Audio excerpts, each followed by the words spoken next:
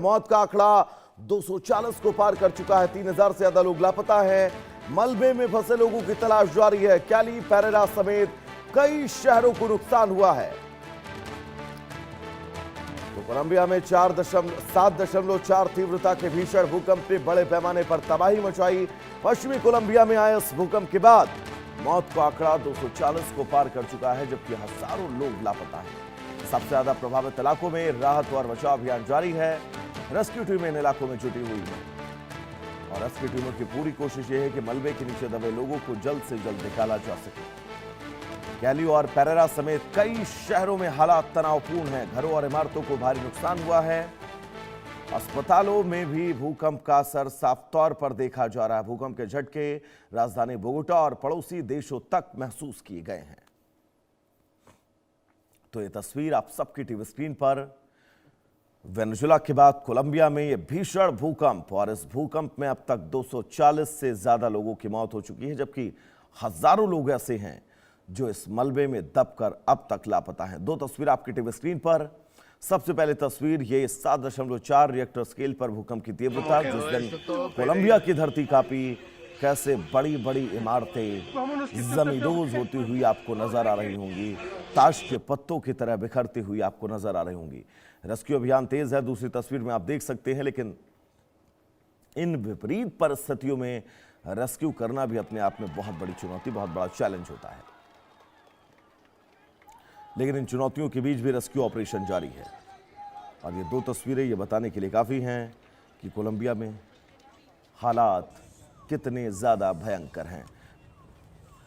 तो ये दो तस्वीरें कोलंबिया की। सबसे पहली तस्वीर जिस दिन भूकंप आया था, भूकंप 7.4 तीव्रता का यह भूकंप। और अमूमन अगर भूकंप की मैं बात करूं तो कोलंबिया ऐसे सेंसिटिव जोन में आता है जहां पर टेक्टोनिक प्लेटों के बीच टकराव, उथल पुथल या फिर वो आपस में रगड़ना ये लगातार जारी रहता है। और यही वजह है कोलंबिया, इंडोनेशिया, मालदीव, ये वो तमाम इलाके जो तटीय हैं खास तौर पर, उनमें भूकंप की तीव्रता का खतरा बहुत ज़्यादा बढ़ जाता है। और कोलंबिया में आया भूकंप, वैज्ञानिक शोध के मुताबिक यही स्पष्टता है कि ज़मीन के भीतर टेक्टोनिक प्लेटों का आपस में टकराव और फिर जमीन पर एक जोरदार कंपन महसूस किया गया, जिस कंपन को रिएक्टर स्केल पर मापा जाता है, ताकि आप ये समझ सके कि भूकंप कितना तीव्र, कितना सामान्य, कितना डाउन था। 7.4 सामान्य से बहुत ज्यादा भूकंप, क्योंकि 6.0 के बाद अगर रिएक्टर स्केल पर भूकंप की तीव्रता दर्ज की जाती है दर्शकों, तो आप ये समझ जाइए कि वहां पर भूकंप जो है वो बहुत ज्यादा नुकसान तो नहीं पहुंचाएगा। हालांकि पुरानी इमारतों को सीधे तौर पर खतरा है, जर्जर इमारतों को खतरा है, लेकिन 6.0 से ज्यादा अगर भूकंप की तीव्रता रिएक्टर स्केल पर बढ़ती है तो यकीन मानिए मुश्किलें तय हैं। और कुछ ऐसा ही हुआ कोलंबिया में। 7.4 तीव्रता का रिएक्टर स्केल पर इस भूकंप को मापा गया। और यही वजह है कि इतनी तेज भूकंप आने के चलते धरती बहुत जोर से कांपी और अपने साथ तमाम इमारतों, तमाम जिंदगियों को लेकर हमेशा हमेशा के लिए चली गई।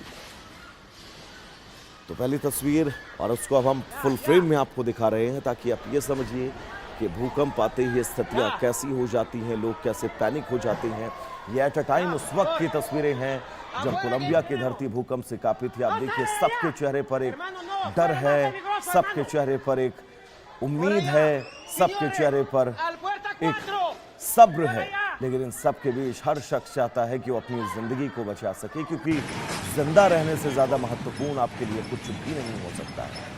ये तस्वीर आप देखिए, बाहर पार्किंग में खड़े ये बड़े बड़े लोडर ट्रक इस तेज कंपन में कैसे खिलौनों की तरह कांपते हुए आपको नजर आ रहे होंगे। जैसे किसी चार्ट पेपर पर आप 3-4 गाड़ियों के खिलौने जो हैं उनके शोकेस रख दीजिए और चार्ट पेपर को नीचे से हिलाइए, जैसे वो कारें हिलेंगी, ठीक वैसे ये बड़े बड़े ट्रक, कई टनों इनका वजन है, और तेज भूकंप के चलते ये ट्रक आपको खिलौने की तरह हिलते हुए नजर आएंगे। एक बार इस आवाज को बहुत ध्यान से सुनिएगा ताकि आप इस भूकंप की भयावहता को बहुत नजदीक से महसूस कर पाएं, इस भूकंप की भयावहता को बहुत नजदीक से समझ पाएं।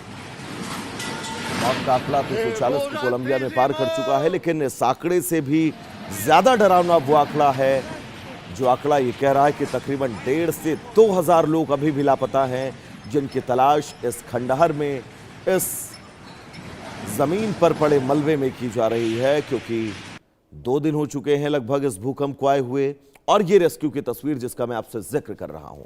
क्योंकि बड़ी बड़ी इमारतें दोस्तों जब जमीन पर धाराशायी होकर चंद सेकंड के अंदर गिरती हैं तो यकीन मानिए मुश्किलें हो जाती हैं। और इन परिस्थितियों के बाद भी अगर लोगों का हौसला इतना बुलंद, इतना शानदार है, तो आप यकीन मानिए आप उन हौसलों को नहीं तोड़ सकते हैं।